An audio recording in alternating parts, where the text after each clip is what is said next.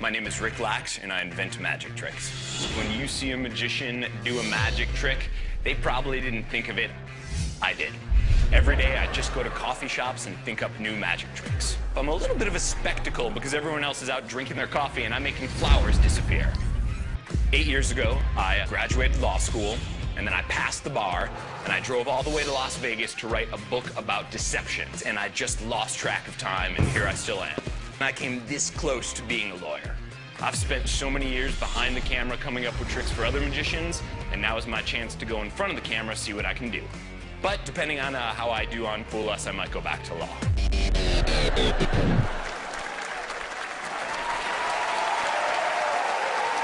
This next gentleman is a Renaissance man. Now, I don't know if that means he paints chapel ceilings like Michelangelo or he's a kick-ass ninja turtle like Raphael. Let's find out as we meet LAX.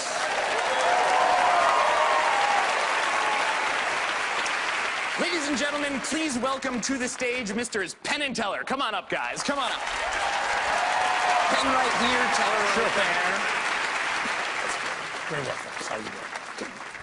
I'm about to make a shuffled deck of playing cards magically appear inside the breast pocket of Mr. Penn Jillette, and it's going to happen right now. Penn, reach in there and pull them out. But I do have a deck of shuffled cards. I'll take them. So I assume it. Thank you. I'm going to give the cards a quick shuffle. And as I do it, let me ask you, before you put the cards in your pocket, did you also shuffle them? Yes, I did. Okay, great. I'm going to go through the cards right now. I'm going to take out those 12, and when I do it, oh boy, is it boring. Could not be more boring. So I figured while this is happening, one of us should entertain the audience by reciting a nice long poem.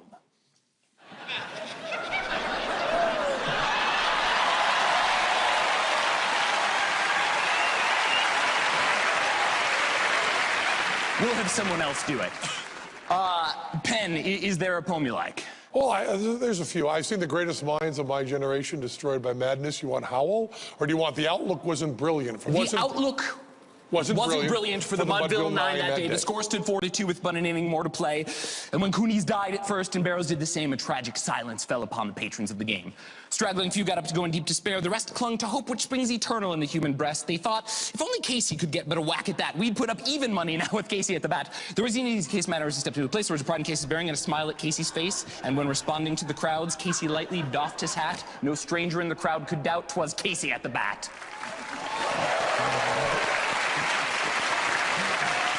Teller, you can see I took out 6 black cards and 6 red cards. I'm going to ask you to give those cards a wash, Vegas style. Just mix them up. And when he's done, I'm going to look through the cards, and I'm going to try to memorize the order very quickly.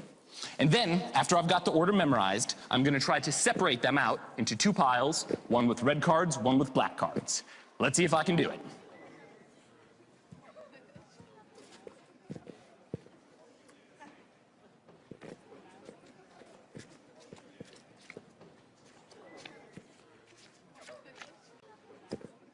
So if I did that right, we should have all the red cards on one side and all the black cards on the other side. Let's see.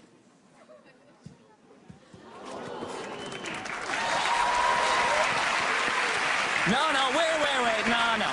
See, no, that's kind, it's kind, but I cannot accept that much applause for a subpar memory demonstration. It's insulting. If I'm gonna fool them, I can't just do something that's hard. I've got to do something that is impossible. So, I'm gonna do the same thing again, but this time I'm gonna do it with more cards. And I'm gonna memorize the cards as I recite the poem, and then I'm gonna do something impossible, which looks like this. Where was I?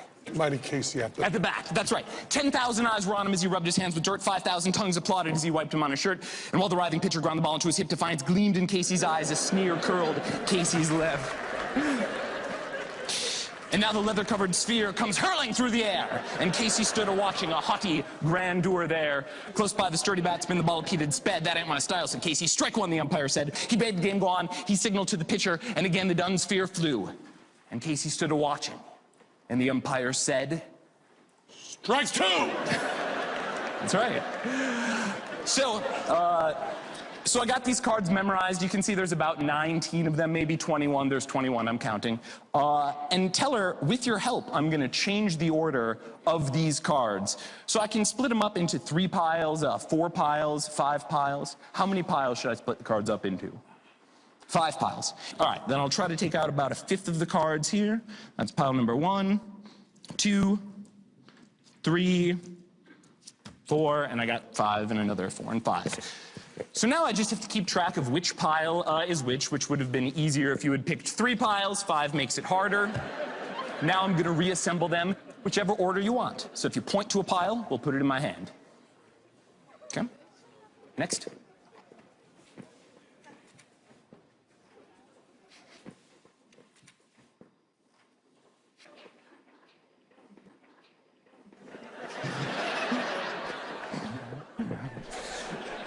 And now, Penn, a number.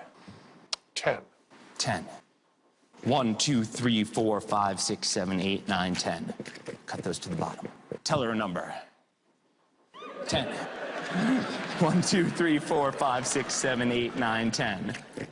So things are pretty simple from this point on. All I gotta do is remember the order the cards were in, remember how we changed the order, track every single one of the cards, and then split them up into red and black piles as we conclude the poem.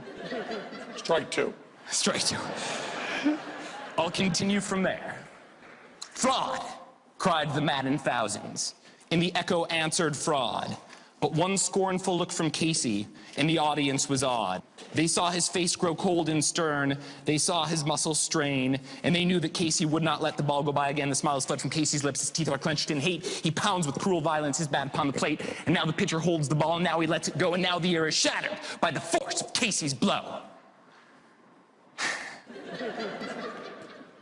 Oh, somewhere in this favored land, the stars are shining bright. The band is playing somewhere, and somewhere hearts are light, and somewhere men are laughing, and somewhere children shout, but there is no joy in Mudville. Mighty Casey has struck out. Rick LAX, ladies and gentlemen. Wow. Well, you know how this works. They're going to sit down now, they're going to deliberate. Let me ask you about the being here on stage, because I think everyone who comes out here is courageous. But you've normally been behind the scenes. That's right. Usually I create tricks for other magicians, so this is a very new experience for me coming out here and performing for everyone. I think it shows an enormous amount of courage. Let's hear it for Rick again, because to come out here and do this here in this setting, wow, that takes a certain bravery and maybe a certain foolishness as well. I don't know. I don't know, but Teller looks... It's always hard to tell what Teller looks like, but he looks a little surprised. I don't know. Okay, well, let's go over to him. Penn, Teller.